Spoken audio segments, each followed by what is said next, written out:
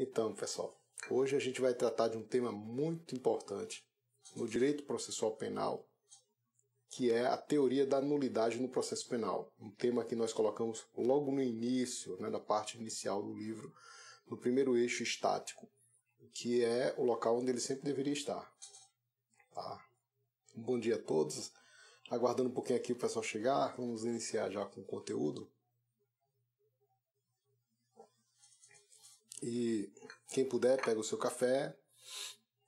Essa é a live de número 15, então já estamos nos aproximando da metade do livro. Estamos na live de número 15 de um total de 41 lives. Né? Então, para aqueles que estão acompanhando desde o início, meu muito obrigado, por esse apoio, especialmente nesse horário, às 6 da manhã. Mas, além disso, nós temos que dizer que as lives estão todas salvas e disponíveis para quem começar agora. Então, para o amigo ou amiga que começou a assistir recentemente as lives, nós temos as 41 disponíveis no meu canal YouTube. Então, estão organizadas lá. Quem puder, entra lá no canal, se inscreve lá, aperta no sininho e resolve todas as pendências, que foram identificadas. No caso, começa a assistir novamente a live. Desde aquela do número 1, Desde a live do número 1. Tá certo? Então no meu canal YouTube tem tudo lá, organizado, tá só? Tá joia? Também aqui no IGTV vocês encontram, mas lá tá mais organizado. Então vai, se inscreve e aperta no sininho. Então, gente, essas lives, como vocês devem saber, elas têm o propósito também de auxiliar nos estudos do nosso novo livro, que é o curso de Direito Processual Penal em conformidade com a teoria do direito. Tá joia? Então alguns perguntaram para mim, olha, essas lives são os vídeos por capítulo? Não. Além dos vídeos por capítulo, vocês contam com a live. Então, para quem comprar o livro, que tem versão também digital, pode acessar o conteúdo digital através de um código que vem na contracapa de cada livro. Então lá, entra no nosso espaço digital, virtual da editora, aí pode tanto ter acesso a e-book, para quem adquiriu o e-book, como acesso exclusivo aos vídeos para quem tem o livro físico, tá joia? Então, além dos vídeos, que são 41 videoaulas, uma por capítulo, nós temos esse encontro que também vai ficar gravado. Mas vamos ao conteúdo. Hoje nós estamos com o capítulo 15, que trata da teoria da nulidade no processo penal. Como vocês devem saber, eu tenho um livro específico sobre as nulidades no processo penal. E neste livro nós encontramos um eixo para tratar de todo o conteúdo do direito processual penal, colocando a nulidade como um aspecto de controle. Então aqui a questão da teoria da nulidade significa uma opção que aquele que vai estudar deve ter para controlar os vícios processuais. Para que se saiba o que é o direito, o que é correto, é necessário saber também o que é incorreto. Então toda a estrutura da nulidade é desenvolvida em 2 estágios. E aqui a gente exemplifica com sinônimos. Então, dentre os sinônimos possíveis, nós temos antecedente e consequente normativo. Então, em sede de nulidades processuais, nós vamos trabalhar com a questão de antecedente, identificada como a atipicidade. Mas o que é uma atipicidade processual? Lá no início do livro, nós fizemos um confronto entre as diversas teses sobre atipicidades processuais. Aqui nós vamos dizer que existe uma atipicidade que decorre de verificação direta e de verificação indireta. A verificação indireta, ela é explicada pelo dever que tem todo juiz de se certificar a respeito da regularidade dos atos processuais. Então, a noção de regularidade dos atos processuais vai lhe dizer também o que é irregular e determinar-lhe o controle de todos os atos. Nesse sentido, todo e qualquer ato processual é documentação de uma norma jurídica com incidência deficiente e, em razão disso, é possível fazer o controle de todos eles. Essa é a tipicidade indireta, né? Uma verificação imediata que decorre da percepção da existência entre endonorma e perinorma, quando há um desvio entre também outros nomes, chamados de modus ponens e modus tollens, ou seja, um modo positivo e um modo negativo. A nulidade está ao lado dessas estruturas, que é justamente o descompasso com esses pontos de vista de natureza positivo ou negativo. Também podemos identificar que a nulidade é uma negação do direito, mas toda vez que verificarmos um fato vício, nós devemos aplicar uma consequência que pode ser uma consequência que desconfirme os efeitos do ato viciado ou que confirme a produção dos seus efeitos. E daí nasce toda a nomenclatura que nós utilizamos em termos de nulidades processuais, como, por exemplo, nulidade absoluta e nulidade relativa, ou no modo consequente, os aspectos de convalidação, confirmação da validade ou invalidação. Esses termos, eles são muito ambíguos. Então, vocês, por exemplo, podem encontrar esses termos com sentidos diferentes em vários livros. Então, o nosso propósito é estipular demarcações bem precisas desses conceitos, dessas definições. Então, por exemplo, quando eu falo de validade, validade diz respeito a uma relação de pertença. Isso é muito importante em termos de atos processuais, porque no processo penal, todo ato que se insere no ordenamento jurídico, ele é um ato que já nasce produzindo efeitos, por mais viciado que o ato esteja. Então nós podemos dizer que todo ato que é produzido no processo é uma documentação de norma individual e concreta. Então ali você concretiza, né, uma norma jurídica, a norma se dá na cabeça e você documenta em termos de ato processual, e aquela norma, ainda que esteja ali documentada a partir de uma incidência imperfeita, uma incidência deficiente, ela produzirá efeitos. Então, por exemplo, uma prova ilícita, se ninguém falar a respeito da ilicitude, nós vamos ter um vício grave ali, né? Então, uma prova ilícita ela pode ser algo complicado para que você aplique na sentença uma pena e a pessoa, de repente, cumpra uma pena absurda, uma pena injusta. Então, no processo, nós vamos precisar de uma espécie de controle. Alguém precisa dizer ao juiz, né? Mas não basta só isso. É necessário que esse controle se fixe no órgão autêntico. Então, nenhuma nulidade será reconhecida como tal se o juiz não mencionar. É por isso que tudo no processo depende de um fazer, porque se isso não for dito, ele pode sim produzir efeitos nefastos na vida de alguém. A nulidade, então, ela vai partir dessa noção de validade e invalidade. Aí se eu pergunto para vocês, né, a gente pergunta, você sabe o que é validade? Né? O que seria validade? Aqui o pessoal que está chegando, meu muito bom dia, tá? Meus alunos e também aqueles que já foram meus ex-alunos, os professores aqui que estão nos cumprimentando, o Felipe, muito bom dia. Vamos traçar aqui 3 dúvidas muito recorrentes, né? Vocês sabem o que é validade já? Né? Que se eu pergunto o que é válido, porque no direito, na jurisprudência dos tribunais, se você perguntar o que é válido, cada um vai dar uma resposta diferente, né? E isso é um problema para a gente, porque se não se sabe dizer o que é validade, você vai ter uma aplicação do direito totalmente incerta e na penumbra. Então, validade, eu vou responder no final, mas podemos iniciar com a seguinte ideia: é relação de pertença. Então, e pertença de quê? Pertença a respeito dos efeitos jurídicos que são produzidos por um ato.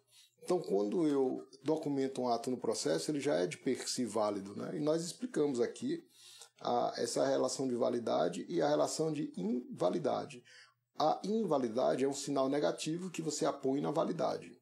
Rigorosamente falando, o ato não sai do processo, mas se você colocar um ato sem efeito, você precisa dizer isso.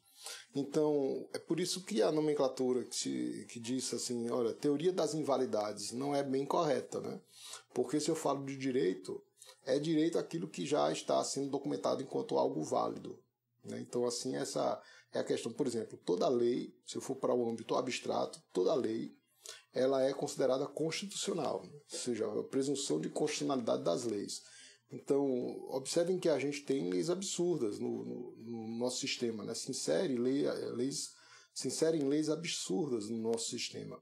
Mas essas leis, enquanto não dito o contrário, elas acabam produzindo efeitos, a não ser que o vício seja algo assim que seja a distorção seja tal que ofenda os elementos naturais. Aí tudo bem, a gente vai dizer, olha, não dá para cumprir, né, uma lei que diga algo que não se dá para cumprir na realidade. Teve no caso foi um decreto de um prefeito que declarou que seria proibido morrer, por exemplo. O exemplo é um absurdo, né? Mas significa bem o que eu estou querendo dizer, porque o decreto que afirma que alguém não pode morrer, ele é incapaz de interferir na realidade natural, né? Então, uma lei, quando se insere no sistema, ela de per si já produz seus efeitos, né, de maneira completa, aí você precisa de uma afirmação de um tribunal afastando essa lei por inconstitucional. Assim também no âmbito concreto, veja, estou falando de lei, é norma geral e abstrata, e quando eu vou para o âmbito concreto, eu chamo de norma individual e concreta. Então, no processo, o sistema é de norma individual e concreta. Eu vou controlar dispositivos, né, com vícios, né, aplicações dos dispositivos com vício, então normas individuais e concretas com incidência imperfeita, né, documentação imperfeita, e vou para isso editar uma outra regra, né, editar uma outra norma e documentar em outro ato processual. Rigorosamente falando, um ato processual viciado ele não é expulso do processo, ele fica lá, né? Agora, quando vem um ato novo, eu faço o controle e lhe retifico os efeitos. Ou seja, eu não modifico a sentença que foi dita de maneira incorreta. Eu deixo a sentença lá, só que ela fica sem efeito. Por quê? Porque nasce uma outra sentença que pode decorrer, inclusive, de recursos. Aí aqui no livro a gente faz algumas distinções importantes, né? Então, não sei se vocês já ouviram falar, mas existe em sede recursal efeitos que podem ser de natureza iterativa ou efeito reiterativo, né? Então, tem duas formas.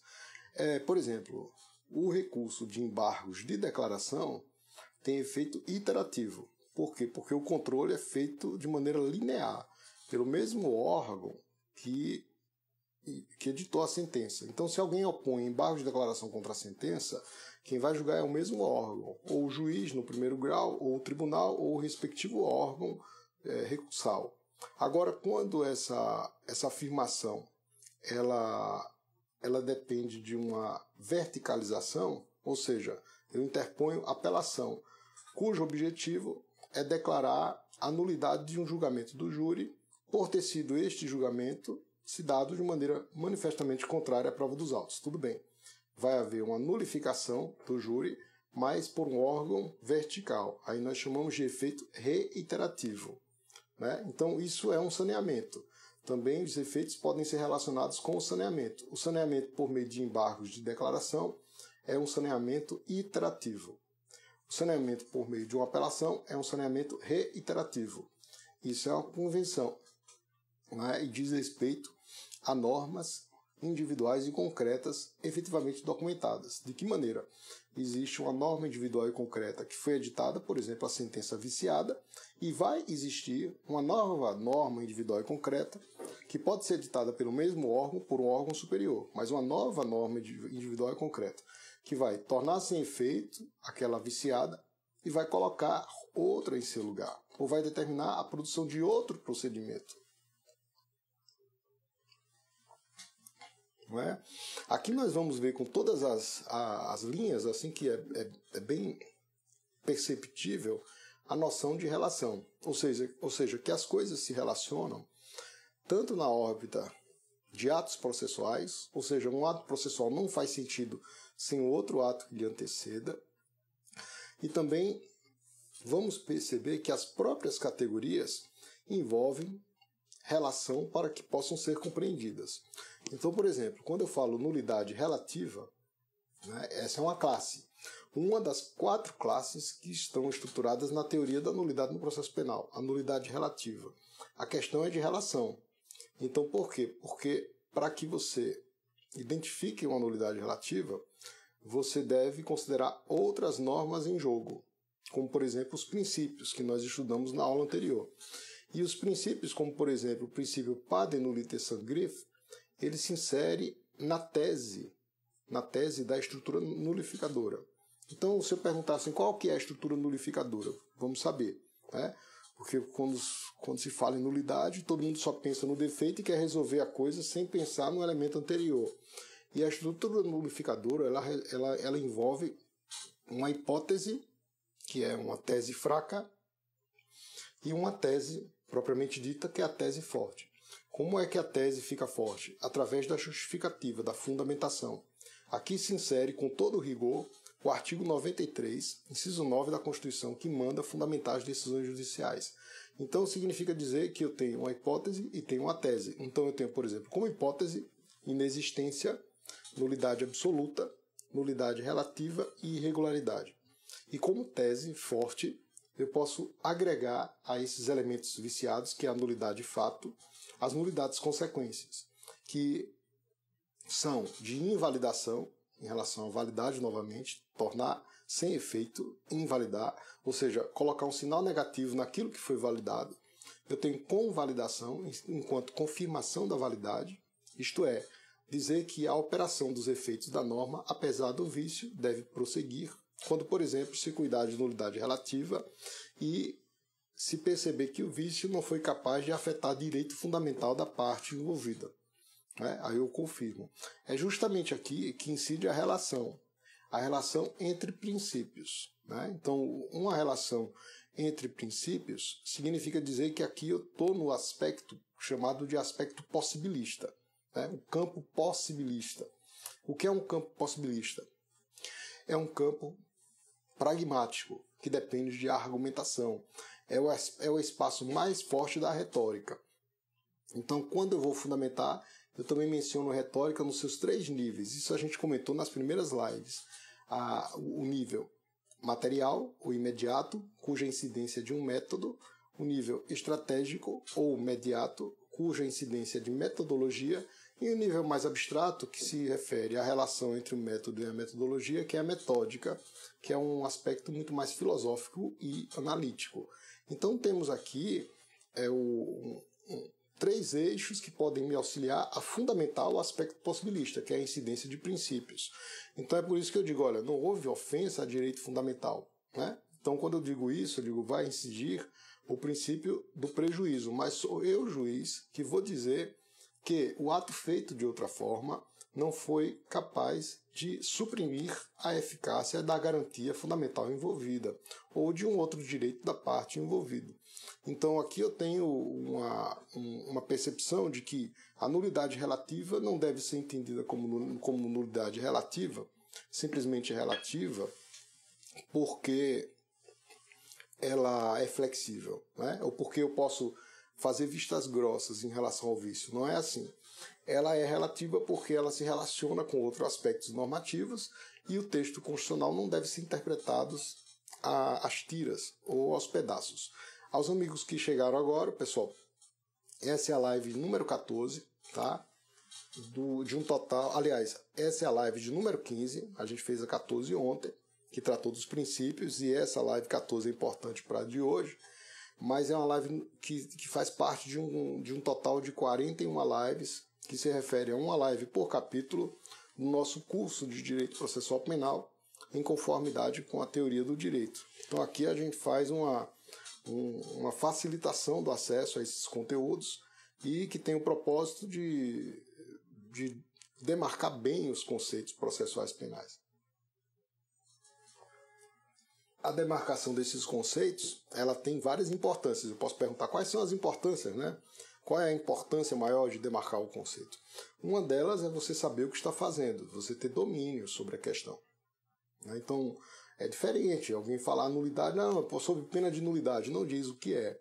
E a outra coisa é você afirmar a nulidade e dizer exatamente por que aquela deve ser a consequência prevista. E apesar de haver a previsão dessa consequência, de se imaginar essa previsão, o julgador ou a pessoa que trabalhou com o processo fez de maneira diversa, né? Então, nós classificamos as nulidades de acordo com a gravidade. E a gravidade pode ser maior ou menor.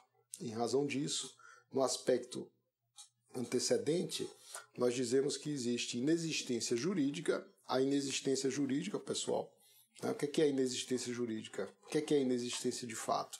Uma coisa primeira para fixar bem é que inexistência de fato é diferente da jurídica.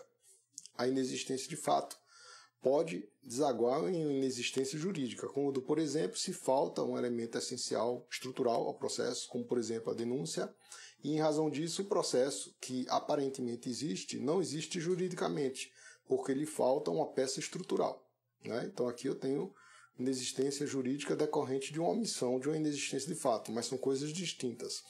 Então, relacionamos a inexistência a uma outra categoria conceitual, que é a estrutura, ao elemento estrutural de um ato processual.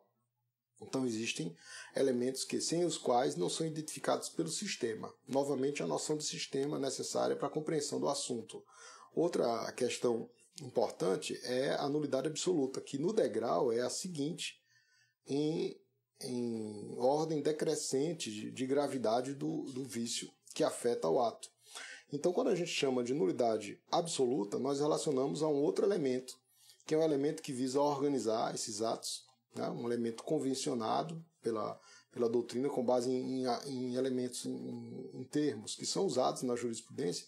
O elemento essencial, ele caracteriza, então, quando ofendido, esse elemento, a nulidade absoluta. Mas não todo elemento essencial. O elemento essencial que, se afetado, o elemento essencial do ato, que, uma vez afetado, interfira em elementos de natureza, em aspectos de natureza constitucional, ou que diga respeito à cominação de vícios. O que é cominação de vícios, gente? Está no artigo 564. Ocorrerá nulidade. É nulo ato. Quando toda vez que afirma assim, é nulo ato, ocorrerá nulidade, isso é uma cominação, ou seja, é uma previsão, né? Até tem esse termo no Código Penal, quando diz que não há crime, né, sem prévia cominação legal. Então precisa ter uma previsão. Então a previsão se chama cominação. Então nós temos nulidades cominadas, né, que são as nulidades em espécie de tipicidade fechada, e nós temos as chamadas nulidades que decorrem de elemento constitucional. Para essas nulidades, esse elemento é o elemento essencial que, se afetado, ocasionará nulidade absoluta. Além disso, eu tenho as nulidades relativas, falei um pouco delas, mas aqui eu estou querendo classificar de acordo com os 4 eixos que colocamos aqui e explicamos como construir a estrutura simbólica, que é uma abstração dessa teoria. Ou seja, ela é uma teoria dúplice, né? Ela tem uma estrutura dúplice, uma estrutura de antecedente a consequente, nulidade de fato, nulidade de consequência, e a nulidade de fato ela se classifica, por sua vez, em 4, ou seja, uma classificação quadripartite, uma classificação que pode ser de inexistência jurídica, nulidade absoluta, nulidade relativa e irregularidade. A nulidade relativa diz respeito a elementos acidentais, ou seja, são elementos que podem, em tese, causar prejuízo, mas nem sempre, que estão situados no aspecto mais periféricos, e que dizem respeito a questões que não interfiram em direito da parte de maneira imediata, mas podem causar, em tese, algum prejuízo, mas nem sempre. O outro aspecto que a nulidade relativa também pode dizer sobre os elementos essenciais, mas aqueles que não são constitucionais, ou seja, elementos que não estão na Constituição, ou que não decorrem da Constituição, não têm linha direta com a Constituição, ou ainda elementos que são essenciais, mas que não têm previsão de combinação de nulidade em lei. Então esses são os critérios para você dizer, essa nulidade é uma nulidade relativa. E sendo relativa, eu faço incidir os princípios que estão lá na live de número 14. Né? Então aqui eu já consegui fazer a divisão em 3. E tem a irregularidade.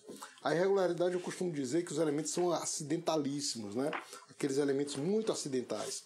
E o que são elementos muito acidentais? São aqueles que nem em tese causam prejuízo para o direito da parte, né? Então aqui a gente fecha. E qual a importância disso tudo? É que eu consigo aplicar o aspecto seguinte da estrutura.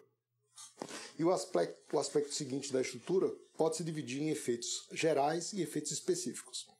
Os efeitos gerais, eles são de invalidação, convalidação, saneamento e modulação. Então aqui, pessoal, nós fazemos essa divisão, né? Não sei se vocês conseguem identificar aqui, mas o livro tem essa divisão para explicar tudo que eu estou dizendo em termos de nulidade, fato, né? Ou ainda coloco aqui atipicidades e nulidade, consequência, ou efeitos jurídicos, né? Então, tudo que pode aparentar ser difícil o acesso, ele acaba se tornando simples se você faz dele um retrato. E esse é o objetivo. Aí quando falamos de confirmação da validade com validação, mas quando falamos de modulação, o que é que vem a ser isso, né? A modulação dos efeitos é a aplicação daquele princípio da concatenação ou da consequencialidade. Nós falamos desse princípio já, significa que o judiciário tem que dizer quais são os atos que são atingidos. E esse princípio se relaciona com um outro princípio muito importante, que é o do isolamento dos atos processuais. Então, se existe, por exemplo, um ato processual que pode não ser objeto de invalidação, ele deve ser mantido, mas naturalmente que isso não pode significar menosprezo a algum direito fundamental. Então, por exemplo, se é um processo crime por tráfico de drogas, quando você nulifica o procedimento, pode nulificar, por exemplo, a partir do recebimento da denúncia. Pode ser que no curso do procedimento e antes da nulificação tenha sido acostado o laudo de constatação definitiva da droga. Pode ser que este laudo não tenha sido afetado pela nulidade. Então, quando isso acontece, você pode precisar dizer, bom, o laudo permanece com seus efeitos, mas o procedimento deve ser nulificado a partir da denúncia, né? Isso se chama modulação. Então, a modulação ela pode tanto fixar a supressão de vícios para frente como para trás, né? Aí vejam que isso te dá uma potência, né? Uma potência de controle, de percepção das coisas, de como se deve fazer no processo criminal. A outra possibilidade é o saneamento. O saneamento não é uma categoria, digamos assim, uma categoria independente das outras. O saneamento pressupõe a invalidação. O saneamento é você tornar sem efeito e produzir novamente o ato.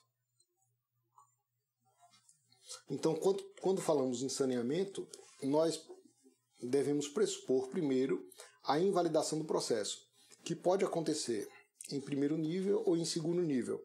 Em primeiro nível, quando, por exemplo, o próprio juiz nulifica e faz de novo em sede de recursos, isso é um saneamento iterativo.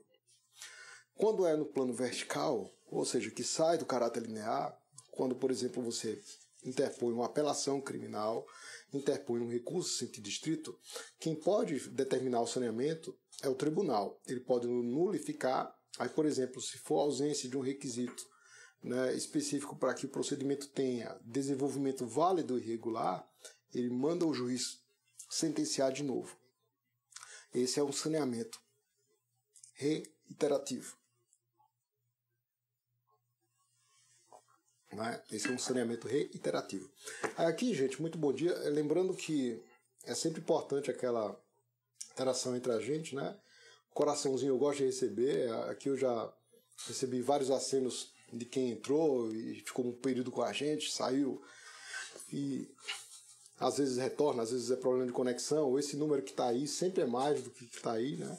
A gente vê que muita gente participa e que às vezes não aparece aí no número que tá acima.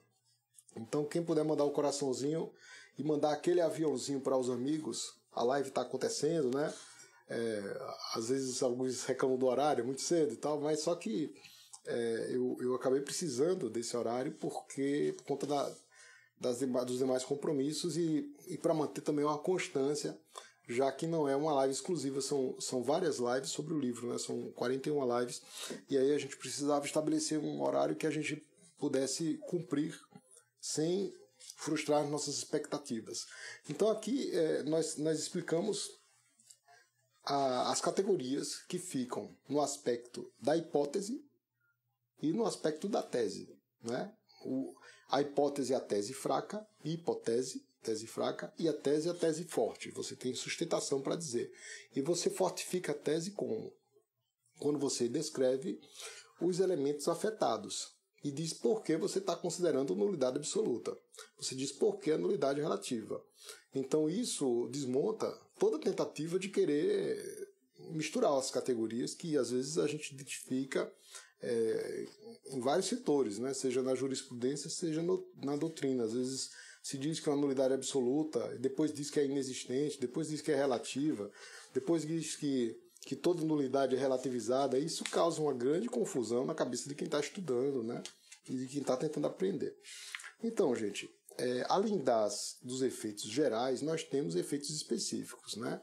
Então, dentre os efeitos específicos, nós relacionamos a nulidade com a prova. A prova, ela não é nula, né? A gente não pode dizer que uma prova é eivada de nulidade, não faz sentido. A não ser que você diga que nulo é o argumento, né? Nulidade da sentença. A sentença transforma a prova em argumento. Quando a gente estuda a prova, nós vamos ver que a prova é dotada de um percurso que vai desde o elemento empírico até a sua transformação e passagem para o mundo jurídico em termos de argumento, em termos de enunciados prescritivos. Se eu, por exemplo, afirmo que é válida uma prova no processo penal na minha sentença e o tribunal percebe que não é, essa afirmação ela pode ser objeto de nulidade. Tudo bem. Mas a prova em si, elemento empírico, ela não é objeto de nulidade, né? A prova é objeto de inadmissibilidade. Então eu inadmito que a prova seja inserida porque uma prova é ilícita, porque uma prova é derivada da ilícita, aplicação dos frutos da árvore envenenada, né? Então a outra questão eu posso dizer, olha, ela foi inserida indevidamente. Então, nesse caso, a nulidade deve recair sobre o ato aquisitivo, sobre aquele ato inicial que mandou incluir aquilo que não deveria ser incluído, deveria ser objeto de exclusão. Daí o termo usado na teoria da prova pela doutrina, e esse termo às vezes é usado em inglês, que significam regras de exclusão. São regras para a exclusão da prova ilícita, né? Então, quando a gente fala dos efeitos específicos, aí nós vamos falar de outras consequências que podem ser atreladas aos vícios. E aqui temos outros problemas, porque nós vamos verificar que o juiz sempre vai precisar de um elemento antecedente para aplicar uma consequência. Então, tudo que foi consequência, alguma vez, pode ser antecedente da próxima aplicação. Então, é como se uma norma determinasse a produção de outra norma. Então, por exemplo, se eu digo, olha, ocorre que a prova foi produzida ilicitamente, isso é um efeito jurídico que eu estou aplicando. Eu estou declarando que a prova é ilícita. No entanto, isso não basta. Então, com base nessa consequência de declarar a prova ilícita, isso vai ser um elemento antecedente para a providência seguinte. E a providência seguinte será, por exemplo, a determinação de sua exclusão. Aí tudo bem. Para isso, eu tenho primeiro que nulificar o ato aquisitivo. O ato aquisitivo mandou incluir. O ato de exclusão manda expulsar, manda o expurgo, né? Manda expurgar a prova. Às vezes aquilo não basta. E o expurgo da prova, ele vai demandar ainda a inutilização daquela prova. E a inutilização, às vezes, significa a destruição da prova. Então, existem alguns elementos que podem ser tanto objeto do crime, como podem ser também, além de objeto, por exemplo, material do crime, pode ser objeto probatório. Então, por exemplo, a droga ela é tanto um elemento que comprova a materialidade do crime de tráfico, como ela comprova também a própria... Ele é elemento probatório da prova, né? O objeto probatório. Então, é objeto material, é objeto probatório. Então, eu não posso destruir toda a prova. Eu não posso destruir o material probatório, né? Eu posso destruir uma parte dele. A lei autoriza.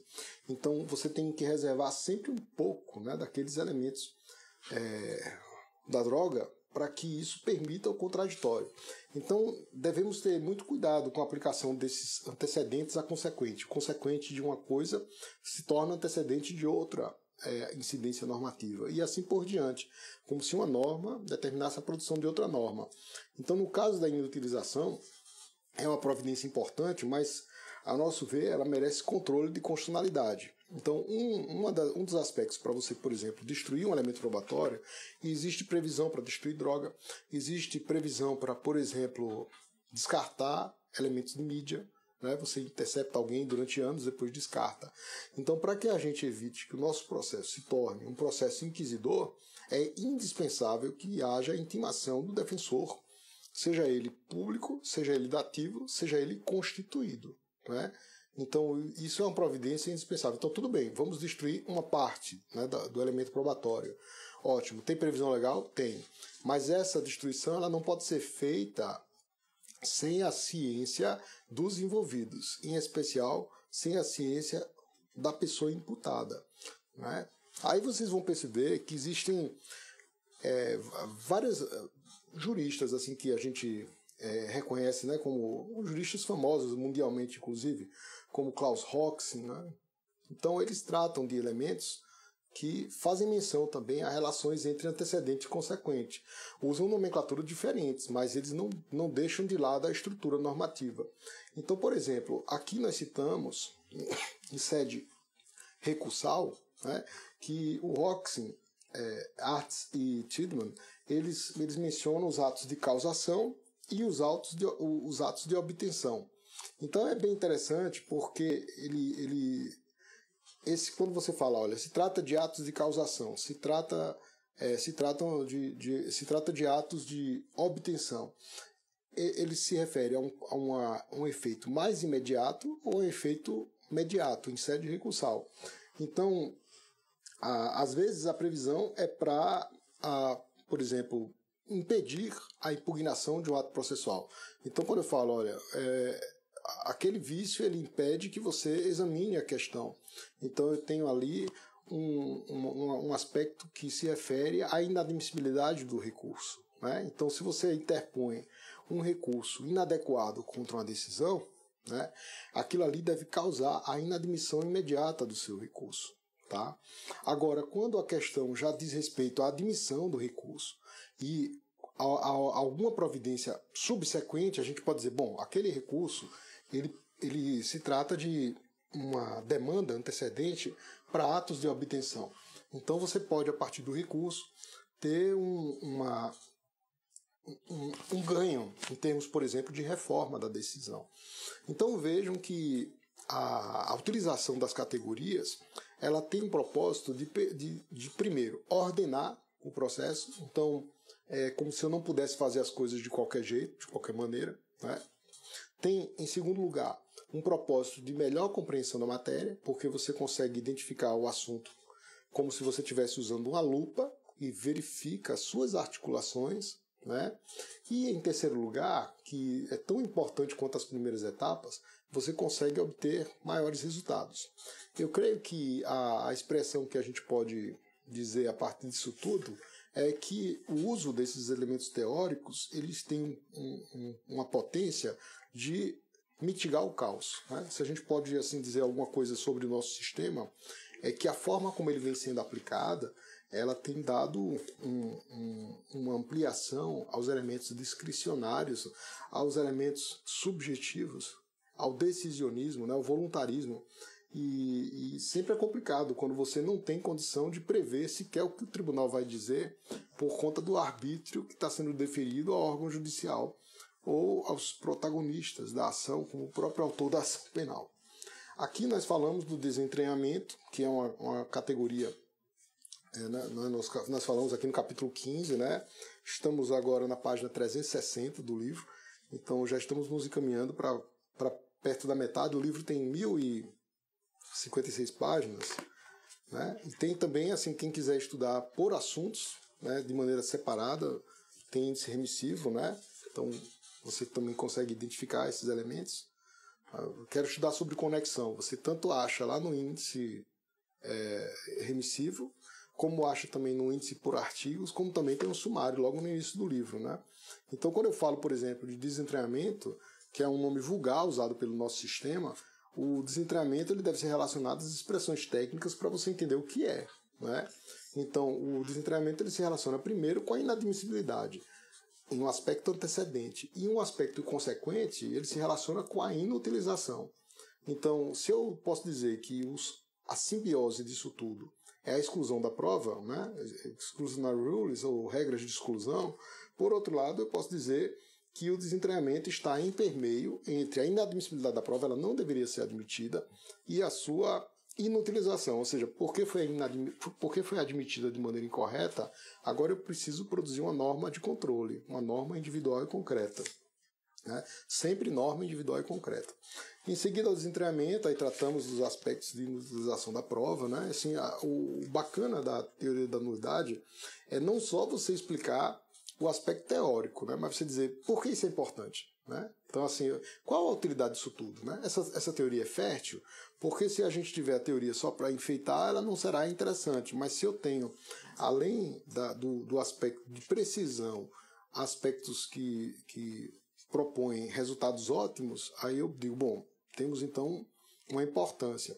Vejam que esse assunto ele tem muito a ver com aqueles elementos iniciais relacionados à endonorma e perinorma. O tempo todo eu estou falando isso para se tornar mais comum para a gente que está aqui acompanhando as lives. Né? Então, a endonorma é o aspecto do que seria devido.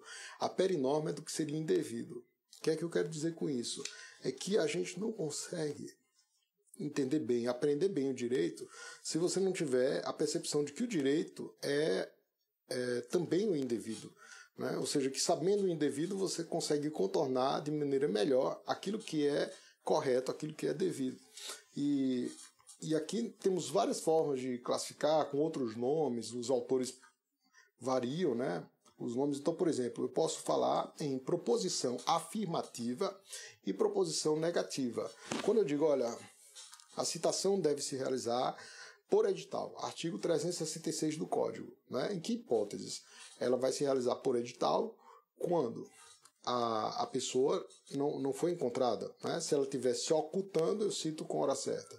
Bom, e o artigo 366? Quando é que eu devo aplicar? Quando a pessoa citada por edital não comparece nem constitui advogado. Então determina a suspensão do processo e do curso do prazo prescricional. Determina a produção de provas urgentes. Tudo isso está previsto no artigo 366 e nos dispositivos que rezam sobre a citação por edital. É o que é devido. São proposições afirmativas. Mas quando eu vou para os elementos relacionados ao que é nulo, essas proposições elas têm um conteúdo negativo do que não se deve fazer. Mas vejam que não é um conteúdo imediato. É como se a dicção da nulidade ela dissesse que é estritamente legal o que é nulo. Ou seja, há uma previsão exatamente do que não se deve fazer. Né? Ocorrerá a nulidade nas seguintes hipóteses. Mas ela não diz é proibido fazer. Inferir que é proibido fazer depende da nossa interpretação. Ali está dizendo ocorrerá a nulidade nos seguintes casos. Ausência de intimação, por exemplo, né? Ou falta de fórmulas e termos relacionados à sentença. Né? Ocorrerá a nulidade. Está lá no artigo 564, inciso 3. Isso é uma previsão afirmativa, mas a inferência que eu deduzo daí é negativa. Né? Essa é uma crítica que o Torquato Castro, que é um professor importante de Pernambuco, que trata da aplicação filosófica da nulidade às categorias de direito civil, ele explica, né, e a gente cita o Torquato Castro aqui, Torquato Castro Júnior, ele menciona que a relação, ou os modos normativos, modos chamados modos ponens e modos tollens, eles não explicam especialmente a nulidade, porque a nulidade ela tem toda uma configuração diferente. Porque se eu digo, olha, é o que é afirmativo e é o que é indevido, a nulidade ela depende ainda de uma outra inferência, de uma inferência subsequente, para você verificando o que é a nulidade, você deduz o que não se pode fazer. Então, como se houvesse um nível a mais.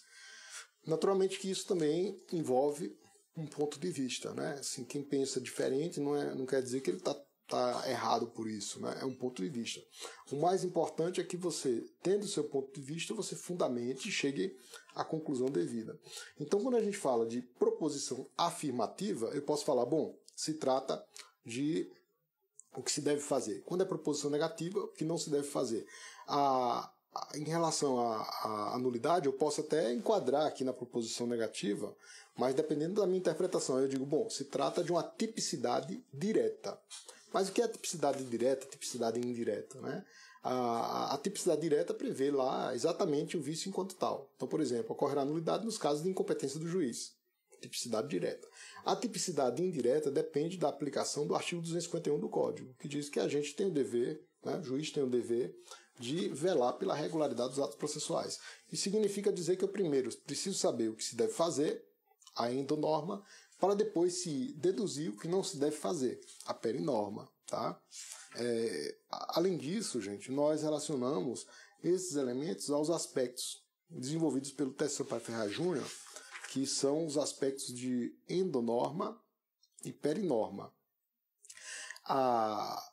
Ou ainda do Tércio Sampaio Ferreira Júnior sobre aspectos relato e aspecto cometimento. Então, o aspecto relato, ele teria seria um elemento reflexivo, né? Toda vez que eu leio um texto, né, eu leio um texto e entendo que é um dado sentido. Aí Alcides aqui, que está diretamente do Ceará conosco, né, lê o texto e tem outro sentido. Esse é o aspecto relato. O aspecto relato, então, é um aspecto reflexivo da teoria da comunicação, que você vê algo que está escrito direcionado a você, juiz, mas que podemos ter entendimentos diversos, ou seja, o aspecto relato é um aspecto dialógico. Mas quando eu vou dar direcionamento a isso, ele ganha um fechamento de sentido. Eu tenho que escolher um sentido, né? Esse seria, então, o aspecto monológico. Aí, pessoal, o bacana disso tudo, né, é que a gente vai fazer uma análise, né, uma concepção analítica. É interessante, eu vi uma questão de prova que dizia assim, para você identificar qual seria a assertiva incorreta, e uma delas, que estava lá, que seria uma das corretas, falava do juízo analítico de Kant. Né? Kant trata do juízo sintético e do juízo analítico. O juízo sintético seria realmente aqueles aptos a conferir conhecimento autêntico, né? O conhecimento verdadeiro. Mas o juízo analítico, ele é como se fosse um somatório dos elementos de uma afirmação, de uma proposição. Né? Então, assim, eu chamo de juízo de nexo. Então, quando você faz juízo, você faz nexo. O nexo é um esquema, né? O nexo, ele depende de um esquema. O esquema pode ser estrutural, o esquema pode estar aqui no papel, né? O esquema pode estar na minha cabeça, o esquema pode estar no papel. Por exemplo, em termos de nulidade, isso aqui é um esquema, né? Eu tenho aqui um esquema. Aí a pessoa que vê isso diz, bom, como se chegou a isso, né? Eu tenho um esquema aqui desenvolvido em letras, do alfabeto, tentando representar cada um dos sentidos, mas eu vou para o esquema depois para chegar a uma proposição de acordo com os símbolos já desenvolvidos pela lógica, né? Já desenvolvidos pela lógica. Então, esses símbolos são símbolos já universais. Para quem quiser conhecer os símbolos da lógica, hoje você tem isso disponível na internet, né? Mas vocês podem estudar livros que são livros novos sobre lógica, como de Susan Haack. Aí ela fala de várias questões relacionadas à lógica jurídica.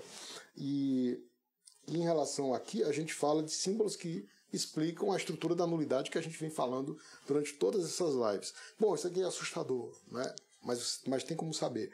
Ou seja, para quem estudou, por exemplo, na época matemática, né, que tinha lá as variáveis e cada uma tinha um sentido, a gente faz isso também.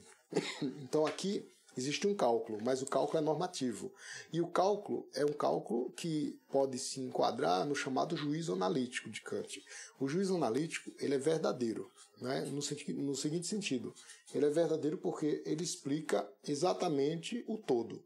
Então o todo depende do somatório de partes.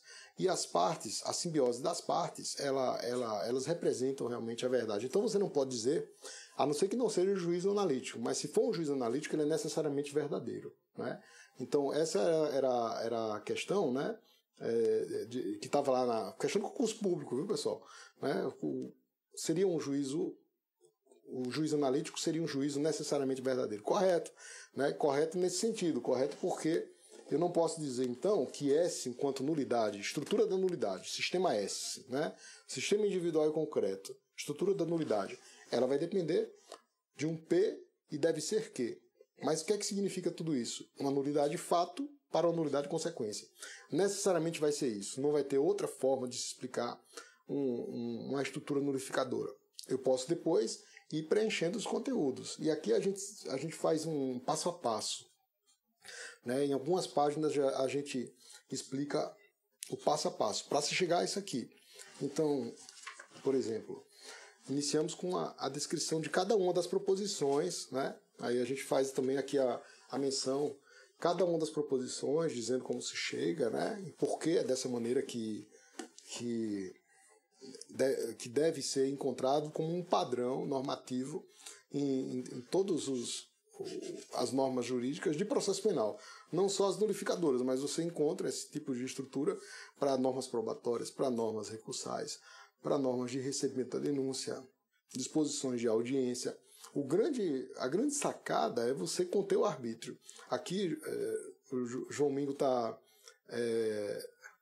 explicando aqui para a gente. Alô Café é um autor importante, né? E realmente migra dessas mesmas ideias que você pode encontrar em Lourival Villanova, que é pernambucano. Então tem muitos amigos aqui de Pernambuco que nos acompanham. E também, hoje, quem desenvolve essas ideias, até os livros do professor Lourival Villanova são publicados pela editora Noesis, é o professor Paulo de Barros Carvalho, tá? Então, quando a gente faz primeiro uma atividade de formalização, é você transformar o aspecto concreto, que você, por exemplo, pode encontrar lá, vício na resposta preliminar à acusação. Né? A resposta preliminar à acusação, o ato do réu, foi recebida pelo juiz, então é objeto de controle. Então, como eu posso explicar esse vício? Aí você vem para a estrutura. Né? Então, quando eu vou explicando a estrutura até chegar nela, eu faço uma formalização. Eu transformo os elementos concretos em símbolos. Agora eu posso fazer o caminho inverso. E aqui a gente faz também. Quando a gente vai para um caso concreto, né, então todos os capítulos do livro eles são encerrados com a aplicação de um caso concreto, que é um caso judicial.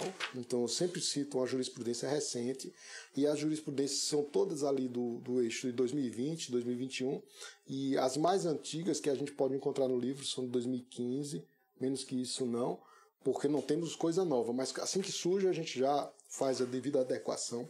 Então, por exemplo, toda aquela simbiose de símbolos, a gente também faz uma exemplificação concreta para dizer, olha, funciona ou é só para enfeitar?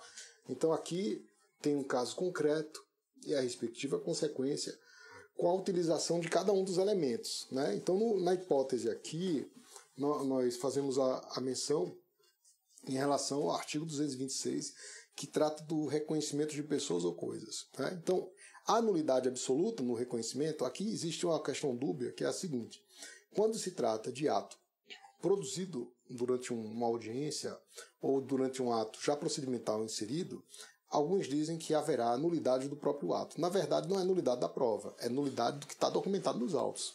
Então, o 226, ele fala, olha, é essencial colocar o reconhecido ao lado de mais pessoas. Então você vai reconhecer alguém, coloca a pessoa lá sozinha. Eu lembro de um caso que a pessoa chegou lá com um uniforme, né? Um uniforme do presídio. Se ela fosse ser reconhecida com aquele uniforme ao lado de outras, tudo depois seria algo contra ela, tudo, né? Não haveria nada depondo a favor, porque somente ela, vestida com uniforme, aqui eles vestem os presos com uniforme vermelho, né? Mas a gente teve notícia aí de situações extremamente constrangedoras que vestem os presos com uniforme rosa, então vocês encontram isso no Google. Foi até a ação da Defensoria Pública para tentar modificar aquela realidade. Então, se você for reconhecer alguém com uniforme diferente, né, com vestes diferentes, totalmente de maneira a já sugerir quem vai ser reconhecido como autor do crime, o procedimento está viciado. Então, aqui a gente faz essa relação para dizer que a questão funciona e funciona de maneira consistente, né? a consistência é a grande sacada, né? Como é que você vai resolver? Você não vai só explicar, mas você vai demonstrar também que a sua tese é uma tese forte, né? Uma tese com consistência normativa e capaz de produzir resultados ótimos. Então, voltando àquelas primeiras questões que a gente desenvolveu, né, que eu já vou dizendo, olha, a live de número 15 é essa, né, está na composição de 41 capítulos, e a gente falou da live número 14, que trata das questões principiológicas que se inserem no aspecto possibilista que está no segundo eixo dessa estrutura dúplice. O aspecto possibilista, então, está no elemento consequente, né? Ele diz respeito ao desvio de consequência. O desvio de consequência pode acontecer, desde que seja dentro do padrão e não seja inconstitucional. Então relacionamos essas questões também a um aspecto de previsibilidade, né? E a um aspecto de regulação do sistema. Tá? Então a coisa fica toda fechada, né? Então a gente pode recapitular aqui o que nós perguntamos logo no início. Primeira questão da validade e da invalidade. Validade só existe quando há pertencimento, né? Quando há relação de pertença. E tudo se insere no sistema de maneira válida. Vai haver invalidade quando um juiz disser a respeito, aplicando a teoria da nulidade. Né? Então, ciente de que validade diz respeito a pertencimento e a sistema, nós podemos ter as consequências que estão na tese forte da nulidade processual penal. Então as consequências podem ser invalidação quando você suprime a validade, isto é, você não tira o ato como regra, você aplica um sinal negativo na validade. Convalidação quando você confirma a operatividade do ato. Né? Então, com validação você confirma a validade. Modulação quando você regula e isola os atos que devem ficar e diz expressamente os que devem sair de maneira precisa. Saneamento envolve invalidação e refeitura do ato processual. Esses são os efeitos gerais. Os efeitos gerais estão atrelados ao aspecto vício. Os vícios são 4, né? Inexistência jurídica, nulidade absoluta, nulidade relativa e irregularidade. Esses vícios se relacionam com elementos do ato processual estruturais, essenciais, acidentais e superacidentais, né? Ou muito acidentais. Então, eu tenho como diminuir a contingência dessa maneira e ter uma ênfase maior, né, nos meus propósitos. Gente, vamos chegando ao final, né? Eu queria agradecer aí, Gustavo também, que tem acesso ao livro e está mencionando, tá joia? E a gente vai se encontrar novamente na sexta-feira, né? E na sexta-feira a gente vai seguir a sequência, né? Live de número 16. A ideia é falar, aí a gente vai começar a entrar nos elementos concretos. Na live número 16 a gente trata do plano semântico das normas processuais penais. Aí vamos para outros aspectos, né, de hermenêutica, de sentido e valor, explicando de maneira ainda estática os aspectos de índice, de símbolo, né, e de ícone, e falando da necessidade de uma linguagem formal para uma hermenêutica adequada. Ou seja, é uma inserção e indicação de sentido das normas jurídicas, né? É por isso que a gente menciona e faz a aplicação do chamado construtivismo lógico-semântico. Lógico é porque é uma categoria de raciocínio, né, correta, e semântico porque é um aspecto de conteúdo, de sentido. A própria lógica já envolve semântica, sintática e pragmática, sentido, estrutura e função. Né? Isso tudo junto é muito bacana. Então eu queria agradecer aqui a participação de todos, né? A live vai ficar salva, a gente deixa tanto salvo no IGTV, como também a gente deixa guardado no YouTube. Então, para quem não se inscreveu no nosso canal YouTube, vai lá, se inscreve, aperta no sininho, tá tudo organizado lá. E lembra de mandar aquele coração, eu sempre acho bacana. Preparar um cafezinho, né? Tomar o seu café da manhã aqui, começar cedo e, sobretudo, manda aquele aviãozinho para os amigos, diz, olha, a live tá bacana, vamos lá e vamos estudar, viu? Muito obrigado, um abraço, obrigado aí pelas referências ao Alaô e até sexta-feira, que a gente continua com produção de conteúdo aí no nosso Instagram. Obrigado.